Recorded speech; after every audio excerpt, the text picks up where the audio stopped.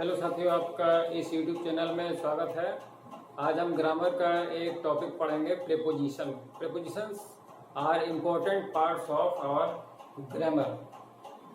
अगर हमारी प्रीपोजिशन सही नहीं है तो हमारा वाक्य भी सही नहीं होगा। इसलिए हमको प्रीपोजिशंस का how to use preposition, where to use them, how to use them, इसके बारे में हमको विस्तृत जानकारी होना चाहिए। उसका रूल्स और रेगुलेशन क्या है। प्रीपोजिशन कुछ कॉमन प्रीपोजिशन है, on, upon, in, into, above, below, under, इस तरह से बहुत सारी प्रीपोजिशन है। इसके बारे में हम देख लेते हैं। In, into, on, at, so, with, without, of, among, ये कुछ कॉमन प्रीपोजिशन है। प्रीपोजिशन होती क्या है पहले हम इस पर चर्चा कर लेंगे, पर इसकी परिभाषा जान लें। Preposition is a word placed before a noun or pronoun. Preposition is a word placed before a noun or pronoun to show its relationship with another word in a sentence. Preposition noun और pronoun से पहले कोई ऐसा word है जो sentence के किसी दूसरे वर्ड से रिलेशनशिप बताता है। तो इसका डेफिनेशन हम पढ़ लेते हैं।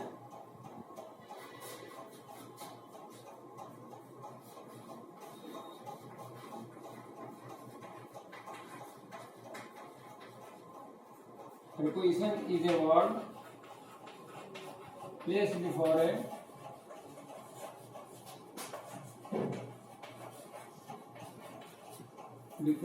a noun or pronoun to show the relationship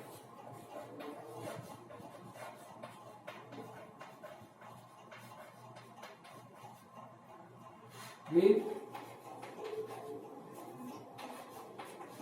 other word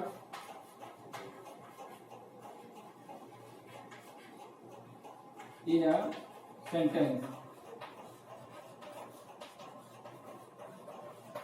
ये हुई हमारे डेफिनेशन प्रीपोजिशन की। प्रीपोजिशन है word placed before a noun और pronoun to show its relationship with another word in a sentence. तो यहाँ हम जान गए होंगे कि प्रीपोजिशन का यूज नाउन और प्रोनाउन की दूसरे शब्दों के साथ रिलेशनशिप बताने के लिए किया जाता है। तो कुछ कॉमन प्रीपोजिशन है, इन, इनटू, ऑन, अपॉन, अभी मैंने कुछ बताया। अब हम इसका यूज देख लेते हैं कैसे यूज करेंगे। सबसे पहले आते हैं इन, इनटू पे। इन एंड इनटू का प्रयोग कहाँ करेंगे हम?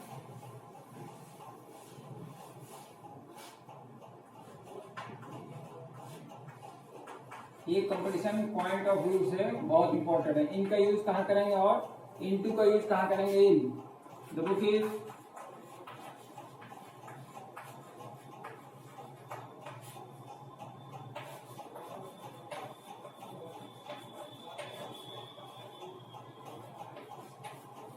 ये देखिए एक वाक्य है, the book is dash the cupboard. एक और दिखाता हूं मैं।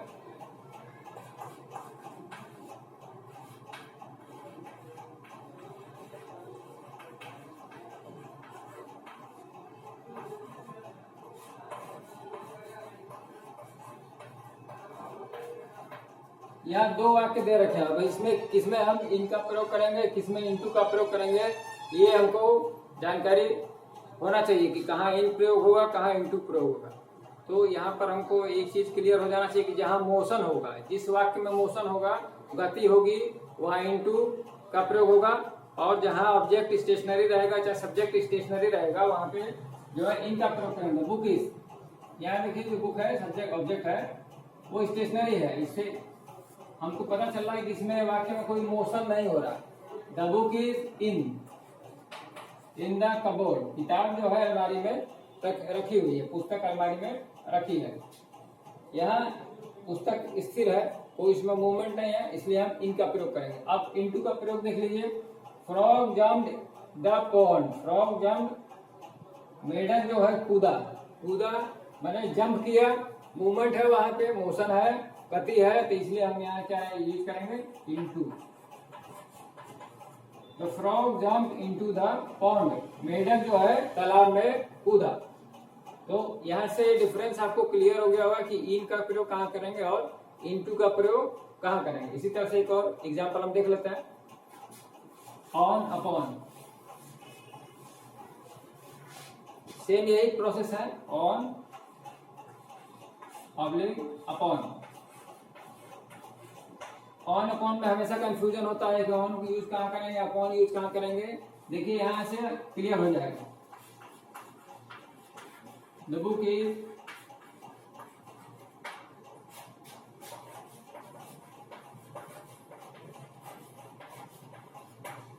Is the table.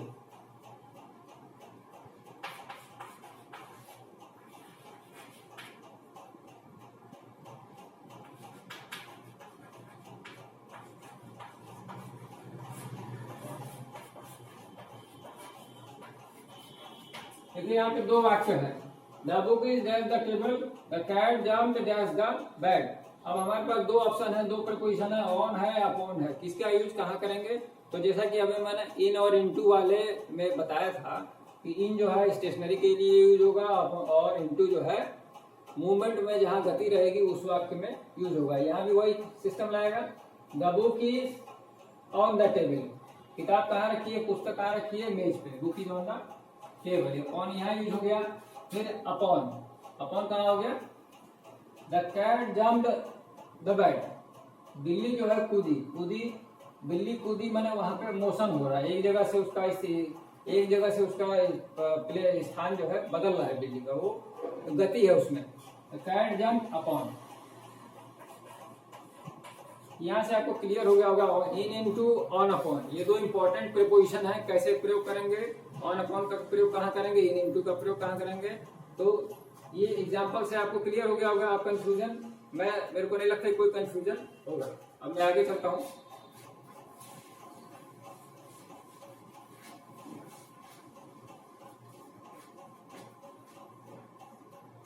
अब कुछ कॉमन प्रीपोजिशन है, उसका मैं यूज बताता हूँ कैसे कैसे यूज होगा।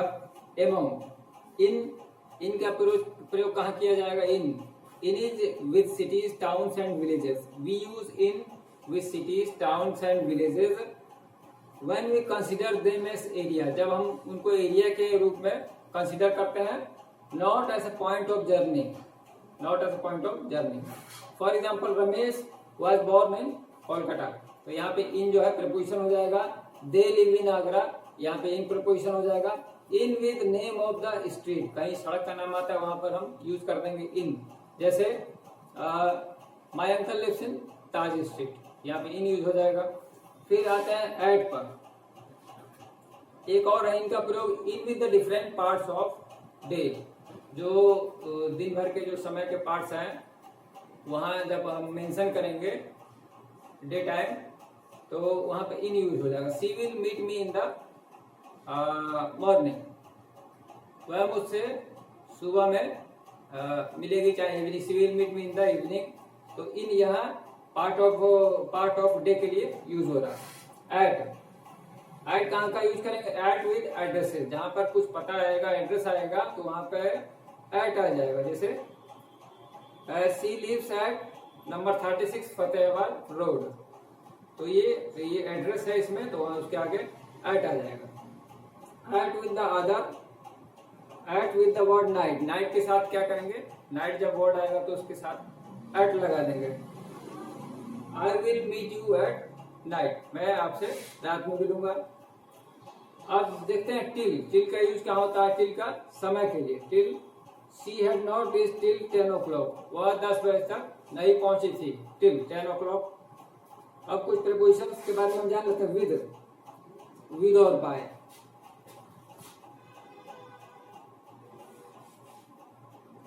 विद और बाय। विद क्या होगा, जब इसके साथ कोई इंस्ट्रूमेंट होगा। With cut the fruit, cut the fruit with,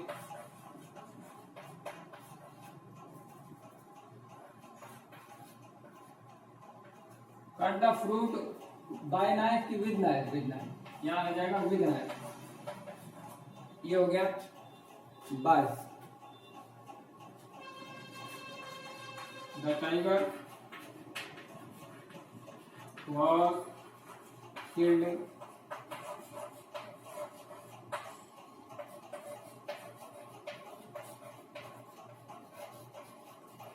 hunter. The tiger was killed by, या by इसलिए आएगा, tiger was killed by the hunter agent, by the agents है तो ये hunter या agents हो गया, by हो गया, by the hunter माने शिकारी के द्वारा टाइगर मारा गया, तो by का प्रयोग होगा, with नहीं होगा, with the hunter नहीं होगा, by होगा। ये विद और बाय का यूज था, तो हमने कई तरह की आज प्रीपोजिशन के बारे में पढ़ा। आशा है आपको वीडियो अच्छा लगा होगा। अगर वीडियो अच्छा लगा हो तो लाइक जरूर करिएगा, शेयर सब्सक्राइब जरूर करिएगा चैनल को, और वीडियो को शेयर जरूर करिए ताकि जो ये वीडियो के कंटेंट्स हैं दूसरे बच्चों तक पहुंच सके, उनको लाभ मिल सके। अब ये वीडियो मैं समाप्त करता हूं, अगला वीडियो में नया टॉपिक लेकर आऊंगा, तब तक धन्यवाद।